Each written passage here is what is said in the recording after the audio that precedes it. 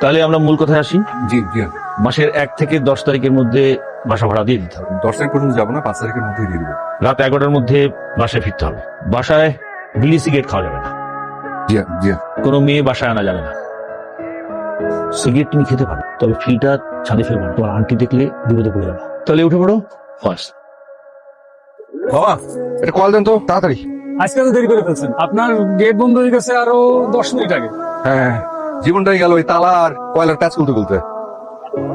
চালকো uncle, sorry আজকে একটু দেরি হয়ে গেছে। খারাপ হইতেছি। এসো, তোমার সিগারেট হবে? সিগারেট? হ্যাঁ, আরে পুরো প্যাকেট না, একটা সিগারেট। লাইটার লাইটার, মানে লাইটার তো সাথে নাই। তোমার সিগারেট খাও কেমনে? আপনি আসেন ছাদে আসেন ঘরে। না না, যাবো না, তোমার সাথে জায়গায় গেলে পুরোটা আগুন লাগাই দিই। যাও যাও, শব্দ করো না। পুরো এলাকাবাসী লোকজন, আপনারা যদি কিছু জানেন, যদি কিছু না বলেন, আমি কেমনে বাড়ি করবো একটু বলেন। ছেলেপেলেগুলো তো এই এলাকার নাকি? দোষ তোর বসে আসতেছি বুঝছিস, আমার গেট দিয়েছে বন্ধ করে, এত কষ্ট হয়ে গেছে। হ্যাঁ আসতেছি তো। আর দেরি করে আসবো না, বাবা অসুস্থ। কি হয়েছে আঙ্কেলের?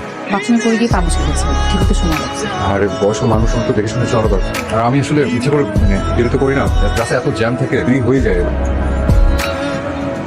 আমি আমার যদি আবার, আমি তো এমনি ইচ্ছে করে দেরি করি না, কোনো কারণে দেরি হয়ে গেলে ওনাকে তো এই অবস্থায় কল দেওয়া তো ঠিক হবে না। তাছাড়া ইমার্জেন্সিতেও যদি বের হওয়া লাগে তখন। আপনার ফোনটা দিন। Thank you. বাড়িওয়ালার মেয়ে। কানন, আমার নাম কানন। শোন না, কিছু লাগবে?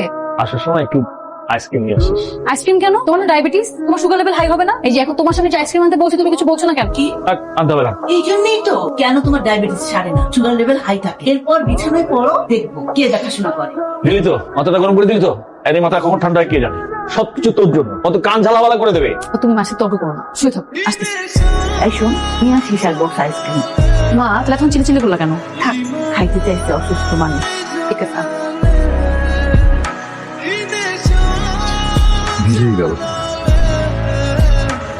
সরি আজকেও লেট হয়ে গেল, সেটাকে অসুবিধায় ফেলে দিলাম। একদম না,